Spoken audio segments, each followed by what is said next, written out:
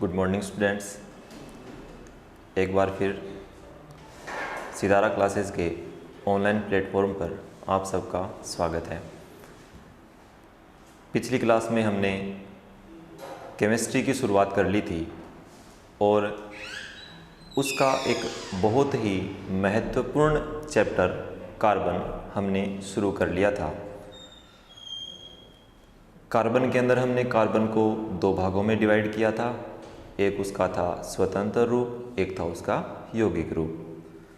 स्वतंत्र रूप से जो कार्बन था वो किन किन में पाया जाता था, जैसे हीरा बताया होगा, ग्रेफाइट बताया होगा और एक मैंने आपको फुलरीन बताया होगा। ये जो तीनों होते हैं ये तीनों ही क्रिस्टलीय फॉर्म में होते हैं। इसके अलावा मैंने आपको 5-6 नाम और बताए होंगे, जैसे चारकोल, कोक, कार्बन ब्लैक, कोलतार आदि। जो नाम मैंने आपको बताए थे वो सारे अक्रिस्टलीय रूप में होते हैं। अब हम पहले क्या करेंगे, हम पहले ये जो क्रिस्टलीय वाला पार्ट है ये पूरा पढ़ेंगे। हीरे के बारे में पढ़ेंगे, ग्रेफाइट के बारे में और फुलरीन के बारे में। उसके बाद हम अक्रिस्टलीय के ऊपर चलेंगे। उसके बाद हम कार्बन का यौगिक रूप पढ़ेंगे। तो एक सीक्वेंस चलेगा और उस सीक्वेंस के आधार पे आपको भी साथ साथ में चलना है। आप एक काम करेंगे, जो विद्यार्थी मुझसे पहले पढ़ चुके हैं उन्होंने अपने नोट्स बना रखे होंगे, लेकिन जो विद्यार्थी पहली बार मुझसे पढ़ रहे हैं वो एक कॉपी डाल लेंगे और उसमें मेरे साथ साथ नोट्स बनाते जाएंगे। मैं नोट्स ये बोलूँगा नहीं कि आप यहाँ से बनाओ, उसमें ज़्यादा कुछ लिखना भी नहीं है। तो मैं आपको हल्का फुल्का आइडिया दे दूँगा आज कि इस टाइप से आपको नोट्स बनाने हैं, तो आप उसी सीक्वेंस में उनको लिखते जाना। जितना बेनिफिट खुद के नोट्स बनाने से होगा उतना बेनिफिट दूसरे के नोट्स पढ़ने से नहीं होगा, क्योंकि दूसरों के नोट्सों के भरोसे कभी भी पेपर क्लियर नहीं होते। तो इसलिए खुद के नोट्स बनाओ। उसके साथ अगर आपको ये लगता है कि इसमें ये चीज़ और होनी चाहिए थी तो आप उसमें ऐड करते जाओ, क्योंकि हर बिंदु के बाद में आपको एक काम और भी करना है। जैसे मैंने आपको हीरे के बारे में पूरा पढ़ा दिया, तो आप उसके जस्ट नीचे क्या करेंगे, एक दो लाइनें खाली छोड़ेंगे, ताकि अगर आगे हमारे कोई बात मान लो ध्यान में आ जाए, कोई नई बात आ जाए, तो वहाँ पर हम उसको ऐड कर सकें। तो मैं आपको ये बार बार मैं बोलूँगा नहीं कि इसके नीचे 2 लाइन खाली छोड़ देना, वो आप अपने हिसाब से सेट कर लेना, ठीक है। तो विलंब ना करते हुए हम स्टार्ट करते हैं आज का अपना टॉपिक, क्रिस्टलीय रूप से कार्बन परमाणु। देखिए,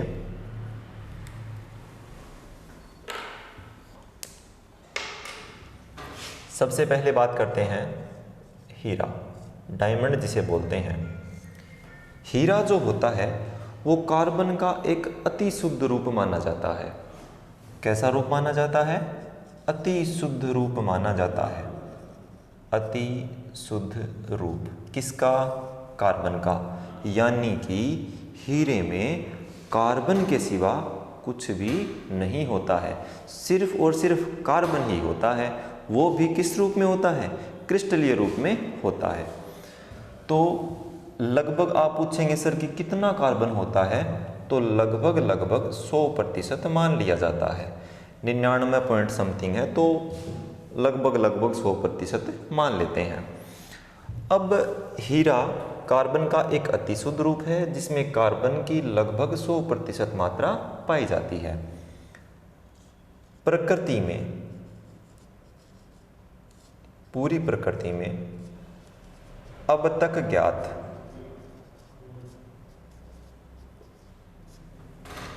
जितने भी पदार्थ हैं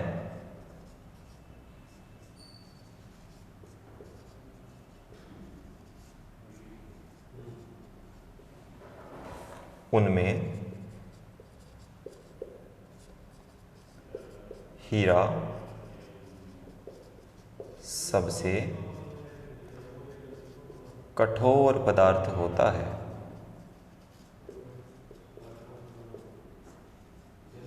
ये मैं इसलिए लिखवा रहा हूँ ताकि आपको नोट्स बनाने में आसानी हो। और मैं बस ये एक दो बार ही लिखूंगा, बाद में अपने आप आपको आइडिया लग जाएगा कि हमें इस प्रकार से नोट्स बनाने हैं।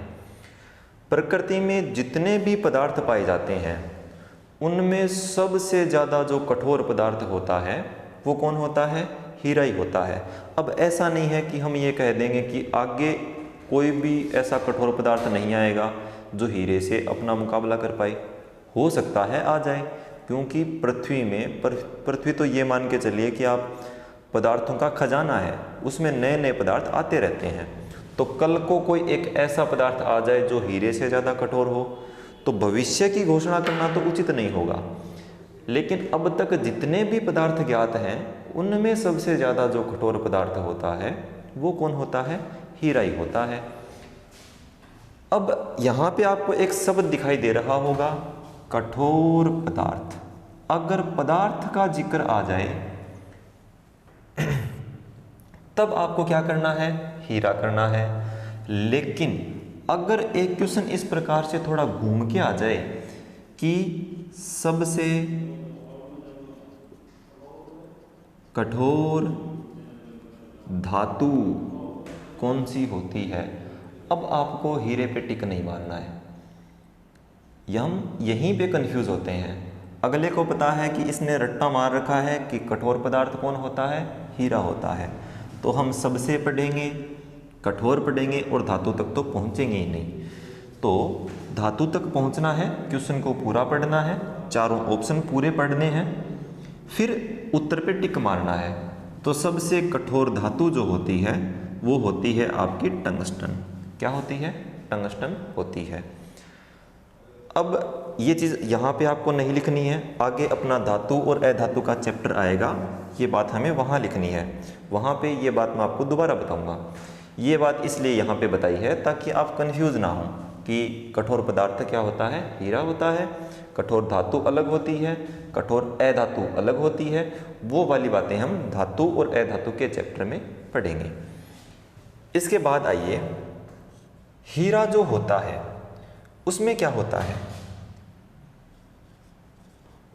प्रबल सहसंयोजक बंध पाए जाते हैं। क्या पाए जाते हैं? प्रबल सहसंयोजक बंध पाए जाते हैं। मैं आपको हीरा कठोर होता है इसका रीज़न बता रहा हूँ कि इसका रीज़न क्या है कि भाई सबसे ज़्यादा कठोर यही होता है। इस बात का कारण क्या है? तो इस बात का कारण ये है कि ये हीरे में प्रबल सहसंयोजक बंध पाए जाते हैं। क्या पाए जाते हैं? प्रबल सहसंयोजक बंध पाए जाते हैं। इन प्रबल सहसंयोजक बंधों का त्रिविमीय जाल होता है। कैसा जाल होता है? त्रिविमीय जाल होता है। 3 डायमेंशन में होता है, त्रिविमीय जाल होता है, जिसके कारण हीरा अत्यधिक क्या होता है? कठोर होता है।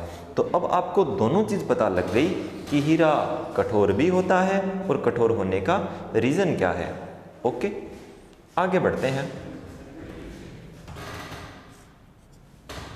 हीरा जो होता है वो अपनी संयोजकताएं, यानी कि एक बात मैंने आपको बता दी कि हीरे में कार्बन के सिवा कुछ भी नहीं होगा। तो यहाँ पे अपनी संयोजकता का मतलब ये है कि कार्बन की संयोजकता। तो अपनी जो संयोजकता है वो 4 अन्य परमाणुओं के साथ पूरी कर लेता है। किसके साथ? 4 अन्य कार्बन परमाणुओं के साथ मिलकर के पूरी कर लेता है। अब यहाँ पर आपको इसकी कोई भी संयोजकता खाली दिखाई नहीं दे रही होगी, क्योंकि एक कार्बन 4 अन्य कार्बन परमाणुओं से जुड़ा हुआ है। गिन के देख सकते हो, ये एक कार्बन है, ये दूसरा, ये तीसरा और ये चौथा। प्रत्येक कार्बन, ये कार्बन आगे 4 में जुड़ेंगे, ये भी आगे 4 में जुड़ेगा। तो प्रत्येक कार्बन 4 अन्य कार्बन परमाणुओं से जुड़ करके क्या बनाता है? एक त्रिविमीय जाल बना लेता है। कैसा? प्रबल सहसंयोजक बंधों का। एक कार्बन 4 अन्य कार्बन परमाणुओं से जुड़ करके अपनी संयोजकताएं पूरी कर लेता है या खाली रखता है, ये बताओ। अब आपको मैंने पिछली क्लास में बताया था कि कार्बन की संयोजकता कितनी होती है? 4 होती है। तो यहाँ पर कितनी संयोजकताएं पूरी हैं? 1, 2, 3 और 4। इसका मतलब इसकी संयोजकताएं क्या हैं? पूरी हैं। तो अपनी संयोजकताएं कार्बन परमाणु से क्या कर रहा है? ये पूरी कर रहा है। इसका मतलब यहाँ से एक अच्छा कॉन्सेप्ट निकल के आएगा, यदि ये अपनी संयोजकताएं पूरी कर लेता है तो इसके अंदर मुक्त इलेक्ट्रॉन, फ्री इलेक्ट्रॉन जिसे बोलते हैं, मुक्त इलेक्ट्रॉन नहीं पाए जाते। क्या नहीं पाए जाते? मुक्त इलेक्ट्रॉन नहीं पाए जाते। और जिस पदार्थ में मुक्त इलेक्ट्रॉन नहीं पाए जाते वो पदार्थ विद्युत रूप से क्या होता है? कुचालक होता है। मोस्ट इंपॉर्टेंट पर्सन है, बहुत बार एग्जाम्स में रिपीट भी होता है कि हीरा विद्युत रूप से चालक होता है या कुचालक होता है। तो आपको कारण मैंने बता दिया। कारण क्या है? एक कार्बन 4 अन्य कार्बन परमाणुओं से अपनी संयोजकताएं कंप्लीट करता है, जिसके कारण हीरे में मुक्त इलेक्ट्रॉन नहीं पाए जाते हैं, और मुक्त इलेक्ट्रॉन नहीं पाए जाने के कारण हीरा जो होता है वो विद्युत रूप से क्या होता है? कुचालक होता है। तो मोस्ट इम्पोर्टेंट है, आपको ध्यान में रखना है, रीज़न भी ध्यान में रखना है। ओके, अगर आपके कॉन्सेप्ट ध्यान में है तो आप क्वेश्चन को आराम से कर पाओगे। कहीं पर भी रट्टा मारने की जरूरत नहीं है, रट्टा मारने से सिलेक्शन होता भी नहीं है। आपको सिर्फ चीज़ों को समझते जाना है, और जैसे जैसे आप चीज़ों को समझते जाओगे हम एक कड़ी से दूसरी कड़ी को जोड़ते जाएंगे। पीछे से हम शुरुआत कर रहे हैं, हम प्रत्येक बात को पीछे वाली लाइन से उठा रहे हैं ताकि हम वो कड़ी जोड़ पाएँ। तो मुक्त इलेक्ट्रॉन नहीं तो चालक नहीं। अगर इसमें मुक्त इलेक्ट्रॉन होते तो ये चालक होता। अब मुक्त इलेक्ट्रॉन कहाँ से होंगे?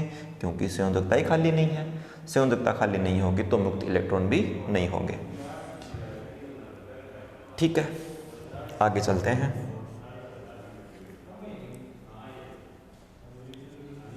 बात हम कर रहे हैं किसकी? हीरे की।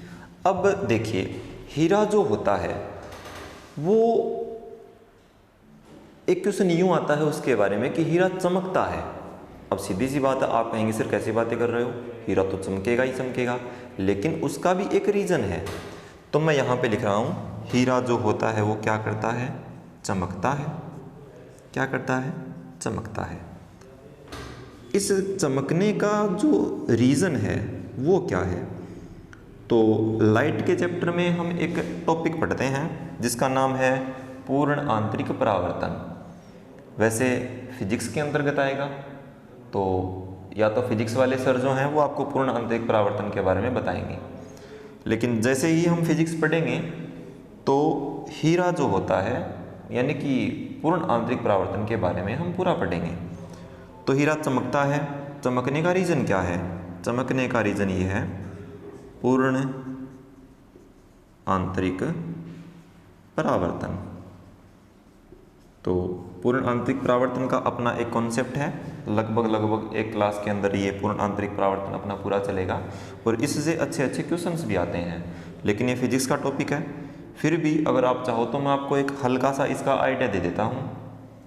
एक आपतित किरण जो होगी वो क्रांतिक कोण से अधिक कोण पर आपतित होती है, जिसके कारण उसका अंदर ही अंदर क्या हो जाता है? परावर्तन हो जाता है, जिसके कारण हीरा चमकता है। तो इसके बारे में आपको ज़्यादा टेंशन लेने की नहीं है अभी, क्योंकि हीरा यदि चमकता है तो अभी आपको इसका रीज़न ध्यान में रखना है कि क्यों चमकता है। बाकी रही बात इस पूर्णांतरिक परावर्तन की, तो इस बात का जिक्र हम प्रकाश के चैप्टर में करेंगे। ओके, कुछ चीज़ें ऐसी होती हैं, अगर मैं आपको अब ये खोल के बैठ जाऊँगा तो हम टॉपिक से भटक जाएंगे। तो हमें अभी टॉपिक से नहीं भटकना है। ये छोटे छोटे नाम आते हैं, हल्का फुल्का मैं आपको आइडिया देता हुआ चलूँगा, तो इस हिसाब से आपको पढ़ते जाना है। तो यहाँ पे आप ये लाइन लिखोगे, हीरा पूर्ण आंतरिक परावर्तन के कारण चमकता है। आगे चलते हैं। देखिए, एक होता है शुद्ध हीरा और एक होता है थोड़ा सा अशुद्ध हीरा। उस हीरे को बोलते हैं काला हीरा।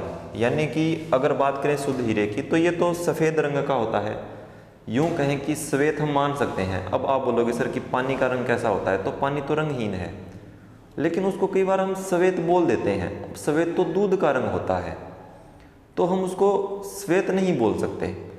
तो ऐसे ही ये हीरा है। हीरा भी क्या होता है? पारदर्शी होता है। कैसा होता है? पारदर्शी होता है, कलर नहीं होता है, रंगहीन होता है। अब जो काला हीरा आता है, कैसा आता है? काला हीरा जो आता है, इस काले हीरे का एक अन्य नाम है, इसे बोर्ट भी कहते हैं। क्या कहते हैं? बोर्ट।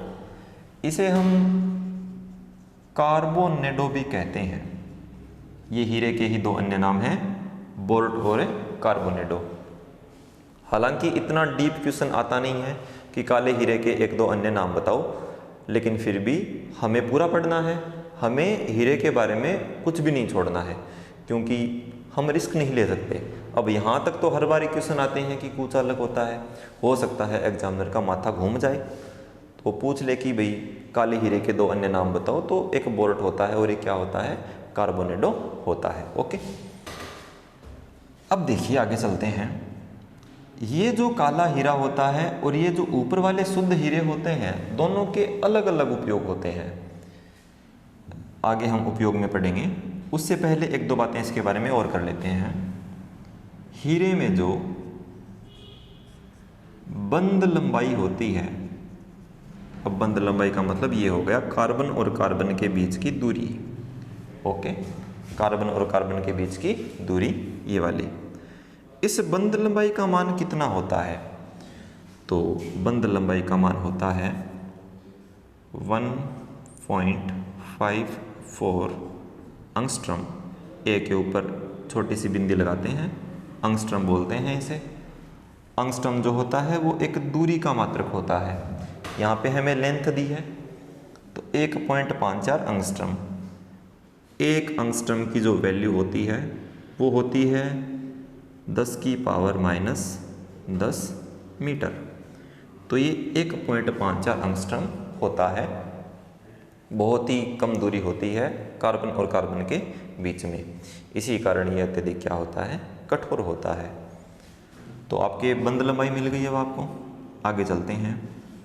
एक सबसे इम्पोर्टेंट क्वेश्चन जो पिछली साल एलडीसी के पेपर में वायरल रहा था, वो था ऊष्मीय रूप से स्थायित्व का। ऊष्मीय रूप से स्थायित्व। देखिए दोस्तों, ऊष्मीय रूप से जो स्थायित्व होता है वो यानी कि ग्रेफाइट का और किसका? हीरे का कंपेयर करके पूछा गया था। उसका आंसर वैसे ग्रेफाइट था, हीरा नहीं था। लेकिन अब हम हीरे के बारे में पढ़ लेंगे और ग्रेफाइट के बारे में भी पढ़ लेंगे, तो हमें आइडिया मिल जाएगा कि कौन सा कैसा है, कौन सा कैसा है। तो ऊष्मीय रूप से स्थायित्व की यदि हम बात करें ग्रेफाइट की तुलना में, तो हीरा जो होता है वो ऊष्मीय रूप से कम स्थायी होता है। कैसा होता है? कम स्थायी। और ग्रेफाइट में जब अगर नाम आएगा तो वहाँ पर नाम आएगा कि ज़्यादा स्थायी होता है। ओके, ऊष्मीय रूप से हीरा कैसा होता है? कम स्थायी होता है। ऊष्मीय रूप से ग्रेफाइट कैसा होता है? तो वो क्या होता है? ज़्यादा स्थायी होता है। ओके फ्रेंड्स, अगर हम बात करें हीरे के गलनांक की, तो हीरे का जो गलनांक होता है कितना होता है? 3843 केल्विन होता है। ये जो केल्विन मैंने लगाया है ये ताप को डिनोट करने की एक इकाई है, और केल्विन में कभी भी हम डिग्री नहीं लगाते।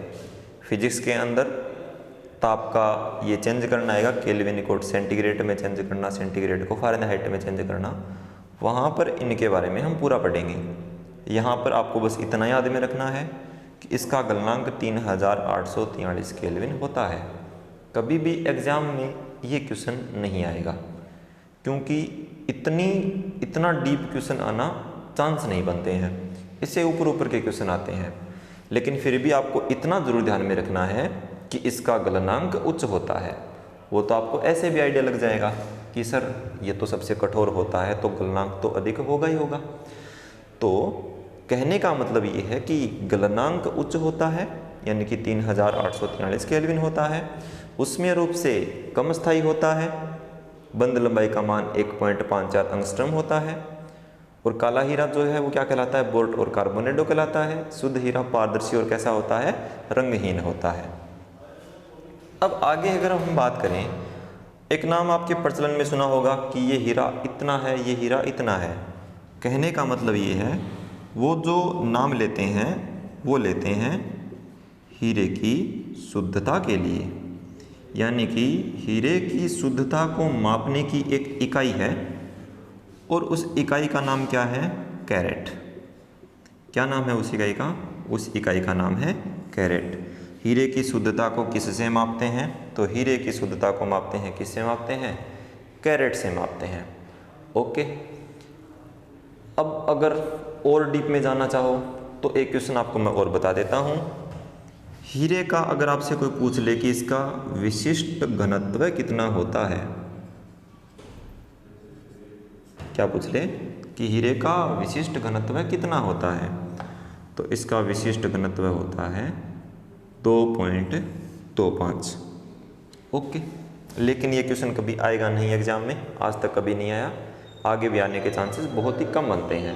ठीक है, तो मेरी तरफ से ये हीरा जो है वो लगभग पूरा हो गया है।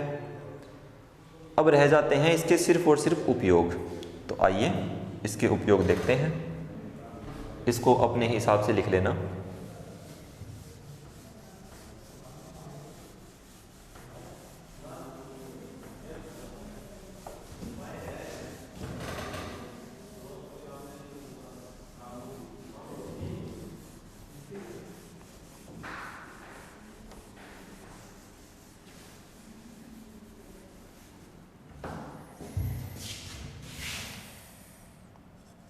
उपयोग,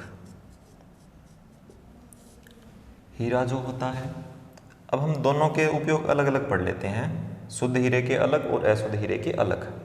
शुद्ध हीरा जो होता है वो आभूषण निर्माण में काम आता है, उसके जेवरात बनते हैं, यानी कि अंगूठी बनती है, यानी कि अंगूठी में जो नगीना होता है वो हीरे का होता है। ठीक है, जो काला हीरा होता है वो कहाँ काम आता है, काला हीरा जो होता है वो पत्थर कह दो, चट्टान कह दो, चट्टान के अंदर छिद्र करने में, क्या करने में, छिद्र करने में काम आता है। पत्थर काटने में काम आता है, चट्टानों में छिद्र करने के काम आता है। कांच काटने में भी इसी का उपयोग होता है। किस में होता है, कांच काटने में। एक और भी आता है फोनोग्राम। फोनोग्राम की जो सुई बनती है वो भी किससे बनती है, इस हीरे से ही बनती है। किसकी सुई बनती है, फोनोग्राम की सुई बनाने में किसका उपयोग होता है, हीरे का उपयोग होता है। हालांकि काले और इस शुद्ध में कभी भी अंतर करके नहीं पूछा जाता, डायरेक्ट क्वेश्चन आएगा, कांच काटने में किसका उपयोग होता है, हीरे का उपयोग होता है। फोनोग्राम की सुई बनाने में किसका उपयोग होता है, हीरे का होता है। सबसे मोस्ट जो है वो इसमें ये है, कांच काटने का ही क्वेश्चन आएगा अगर कोई क्वेश्चन आएगा तो। ठीक है, तो मेरी तरफ से ये हीरा जो है वो कंप्लीट।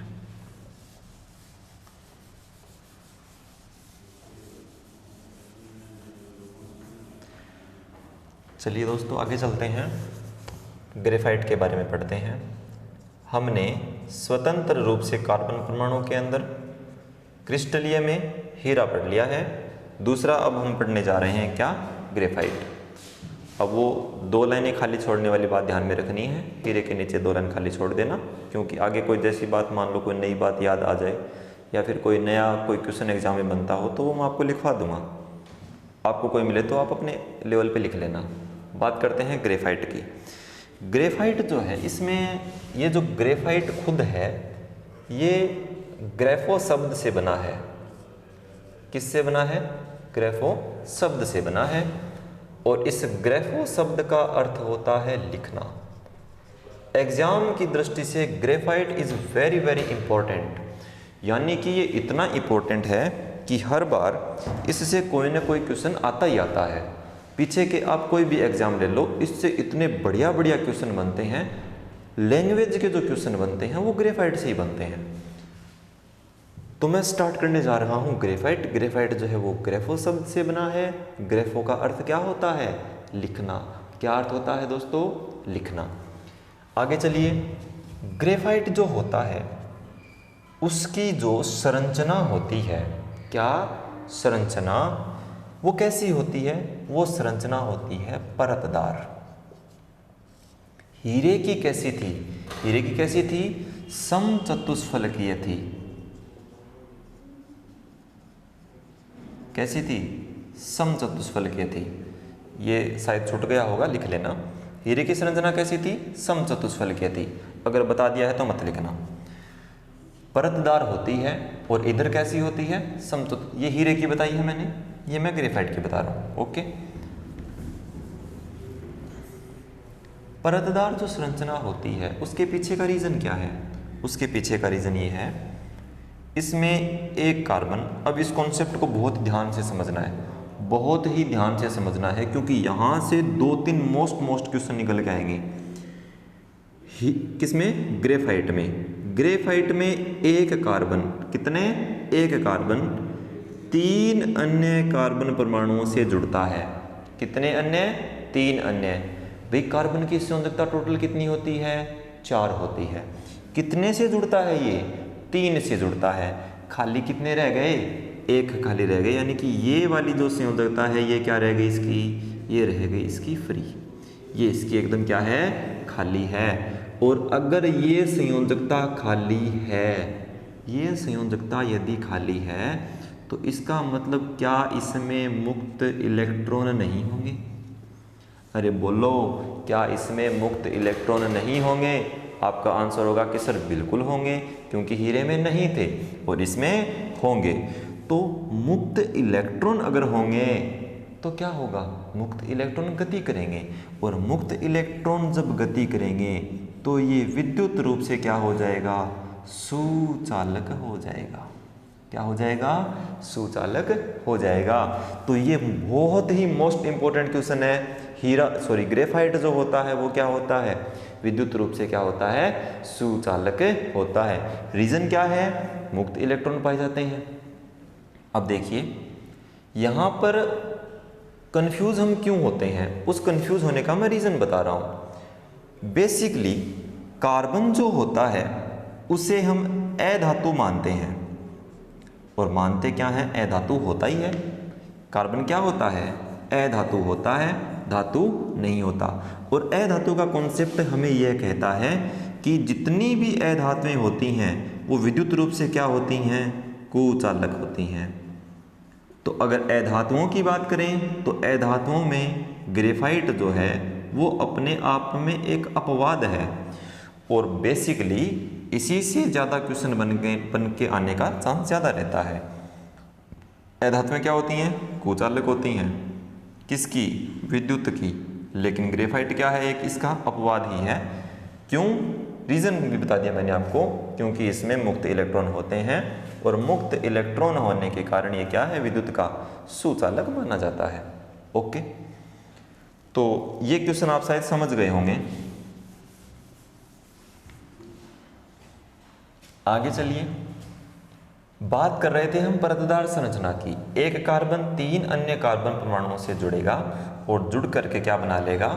एक षटकोणीय वलय का निर्माण करेगा। कैसी वलय का निर्माण करेगा? षटकोणीय वलय का निर्माण करेगा।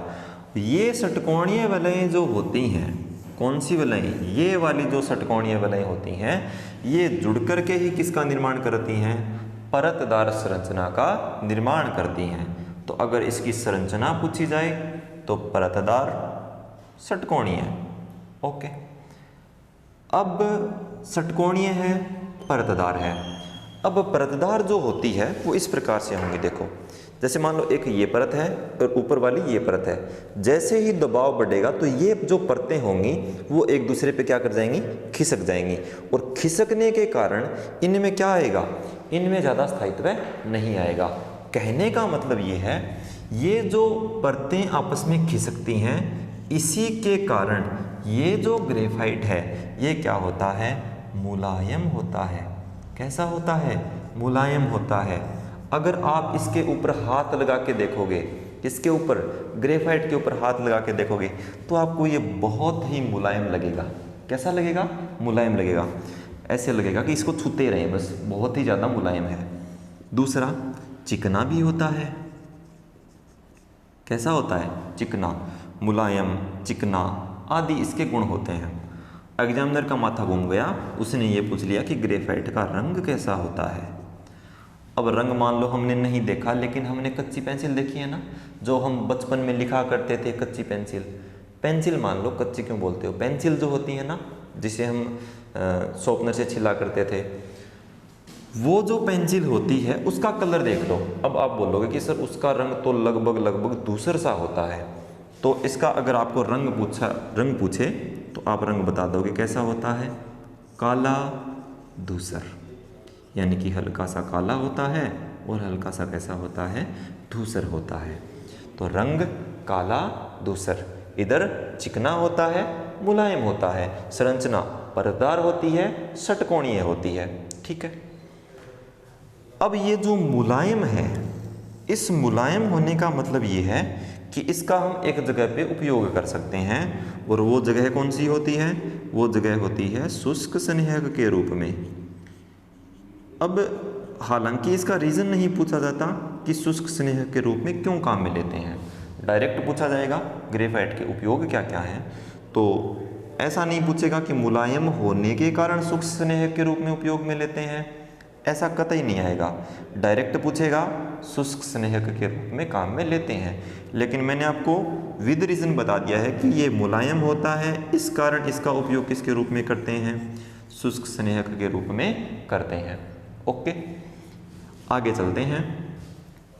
जिस प्रकार हीरे के अंदर एक बंद दूरी हुआ करती थी, उसी प्रकार इस ग्रेफाइट के अंदर भी क्या होगा, बंद दूरी होगी, या बंद लंबाई कह दो या बंद दूरी कह दो, एक ही बात है। बंद दूरी जो होती है कितनी होती है, 1.41 एंगस्ट्रॉम। अब यहाँ पर फिर से एंगस्ट्रॉम का मान बताने की ज़रूरत नहीं है, क्योंकि मैंने आपको पीछे हीरे के अंदर एंगस्ट्रॉम की वैल्यू बता दी थी कि एक एंगस्ट्रॉम का मान कितना होता है, 10⁻⁻10 मीटर होता है। तो यहाँ पर इसकी जो बंद दूरी है या बंद लंबाई है वो कितनी है, 1.41 एंगस्ट्रॉम। ओके, आगे चलते हैं। ग्रेफाइट जो होता है, अब हम उसके क्या देखते हैं, एक वो जो स्थायित्व वाला है, उष्मीय रूप से, जो हमने हीरे में जिक्र किया था कि यह जो होता है वो उष्मीय रूप से हीरे की तुलना में क्या होता है, अधिक स्थायी होता है। ये क्वेश्चन आपका LDC 2018 के पेपर में आया हुआ है। ठीक है, जो पहला पेपर हुआ था उसके अंदर ये क्वेश्चन आया था, उसमें रूप से अधिक स्थायी कौन होता है, अरे बोलो कौन होता है, कौन होता है, ग्रेफाइट होता है। ओके, उसमें रूप से अधिक स्थायी ग्रेफाइट, और अगर कम स्थायी पूछे तो क्या क्या कौन होता है, हीरा होता है। ओके, चलिए इसके अब हम उपयोग पढ़ लेते हैं, ग्रेफाइट के यूजेस। पहला जो इसका उपयोग है वो होता है पेंसिल के निर्माण में। किसके निर्माण में, पेंसिल के निर्माण में। हुआ क्या था कि सबसे पहले इसको पेंसिल के अंदर ही खोजा गया था, और इस पेंसिल के अंदर जैसे ही इसको खोजा गया तो लोगों को ये लगा कि ये तो चमकदार है। कैसा है, चमकदार है, यानी कि इसके अंदर तो धात्विक चमक है। कैसी चमक है, धात्विक चमक है, और इसके कारण इसको बोल दिया क्या कि भैया ये तो क्या है, सीसा पेंसिल है। क्या है, सीसा पेंसिल है।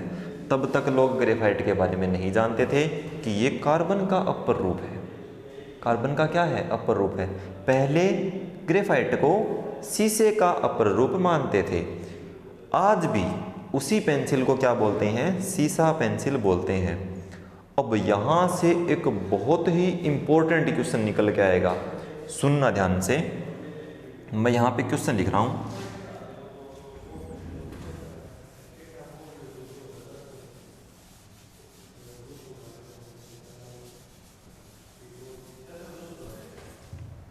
क्वेश्चन सुनना, प्रयास करना कि आप इसका आंसर दे पाओ। सीसा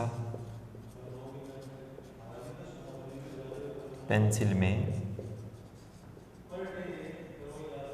शीशे की प्रतिशत मात्रा कितनी होती है? आपके ऑप्शन इस प्रकार हैं: 100%,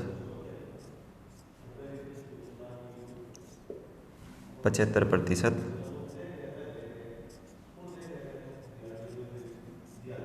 50% और चौथा ऑप्शन है आपका 0%। अब अगर कोई बच्चा इसका आंसर सोचेगा तो वो यही सोचेगा कि सर ये तो सीसा पेंसिल है, और सीसा पेंसिल में मात्रा भी किसकी पूछी है? शीशे की मात्रा पूछी है, तो सीसा पेंसिल में शीशा तो होगा ही होगा, और वो टिक करके आएगा इसके ऊपर, और इसके ऊपर टिक करते ही उसका ये क्वेश्चन क्या हो गया? गलत हो गया, क्योंकि सीसा पेंसिल में शीशे की मात्रा होती नहीं है। ये क्वेश्चन एक एग्ज़ाम में पूछा गया है। तो सीसा पेंसिल के अंदर शीशे की मात्रा कितनी होती है? 0% होती है। ओके, तो ये क्वेश्चन भी आप अपनी कॉपी में लिख सकते हो, और लिखने की आवश्यकता भी नहीं है क्योंकि ये क्वेश्चन तो आपको याद हो ही गया होगा। तो पेंसिल निर्माण में इसका उपयोग होता है। ओके, और कहाँ कहाँ पे इसका उपयोग होता है? एक मैंने आपको पीछे बता दिया, मुलायम होता है, उसके कारण शुष्क स्नेहक के रूप में इसका उपयोग होता है। तो शुष्क स्नेहक के रूप में, किसमें? शुष्क स्नेहक के रूप में। अगला जो इसका उपयोग है वो है, अपने नाम शायद सुना होगा, नहीं सुना है तो भी कोई बात नहीं, क्रूसिबल।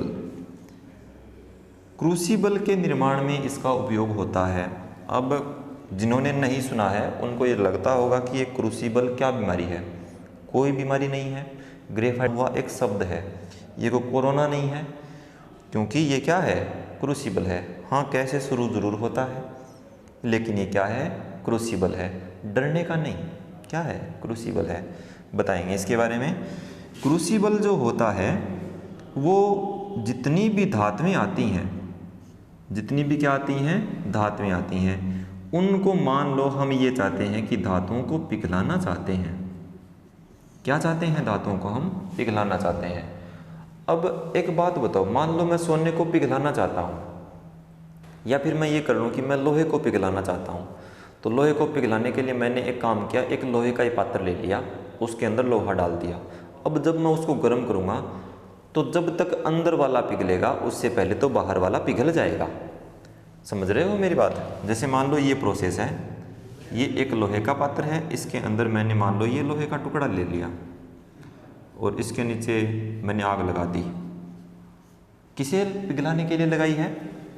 इस अंदर वाले लोहे के टुकड़े को पिघलाने के लिए लगाई थी, लेकिन इस अंदर वाले लोहे के टुकड़े के पिघलने की बजाय उससे पहले ही ये बाहर वाला पिघल जाता है। तो हमें कुछ ऐसा करना पड़ेगा कि बाहर एक ऐसा पात्र हो जो पिघले नहीं। किससे पहले? इससे पहले। हम पहले इसको पिघलाना है और हमें इसे सेव भी रखना है। तो ये जो पात्र बनेगा बाहर वाला, वो किसका बनता है? ग्रेफाइट का बनता है, और इसी पात्र को क्या बोलते हैं? क्रूसिबल बोलते हैं। आई होप कि आपके ये समझ में आ गया होगा कि क्रूसिबल क्या होता है। चौथा जो इसका उपयोग है वो है लोहे की जितनी भी वस्तुएं हैं, किसकी? लोहे की। उनके ऊपर यदि मान लो हमें क्या करनी है? पॉलिश करनी है। क्या करनी है? पॉलिश करनी है, उन्हें हमें चमकाना है। तो पॉलिश करने के लिए किसका उपयोग कर सकते हैं? ग्रेफाइट का उपयोग कर सकते हैं। एक उपयोग इसका और भी है, इलेक्ट्रोड बनाने में। क्या बनाने में? इलेक्ट्रोड बनाने में। इलेक्ट्रोड आते हैं ना, एक एनोड आता है, एक कैथोड आता है, दो आते हैं। उसमें से जो एनोड होता है वो किसका बनता है? ग्रेफाइट का बनता है। तो इलेक्ट्रोड बनाने में भी इसका उपयोग होता है। ओके, अब हमने हीरे का विशिष्ट घनत्व देखा था, 2.25 था। ग्रेफाइट का जो विशिष्ट घनत्व होता है वो होता है 3.51। क्या होता है? 3.51। ओके फ्रेंड्स, तो ये आपका ग्रेफाइट जो है वो मेरी तरफ से पूरा हुआ। इसके बाद आपका बच गया क्या? फुलरिंग, जो हम नेक्स्ट क्लास में कंप्लीट करेंगे। तब तक आप घर पे रहेंगे, सुरक्षित रहेंगे और अपना ध्यान रखेंगे। पीछे का जितना पढ़ा दिया है उसको आप अपने साथ साथ कवर करते जाएंगे और ये प्रयास करेंगे कि आप इसके अंदर कुछ नया जोड़ पाओ। इसके अंदर आप जितनी चीज़ें और जितने एफर्ट आप इसके अंदर डाल सकते हो उतने आपको डालने हैं। और कहीं पर भी अगर इसमें कुछ डाउट रह जाए तो आप इस वीडियो के नीचे कमेंट कर सकते हो। टेक्निकल टीम हमें सूचित कर देगी तो हम आपके डाउट भी क्लियर कर देंगे। और वैसे कॉन्टैक्ट नंबर भी हम आपको देंगे, अपने कोचिंग के होंगे आपके पास, नहीं है तो कोई बात नहीं, हम उसका लिंक डाल देंगे, तो आप उस पर भी अपने डाउट्स भेज सकते हो। Okay friends, take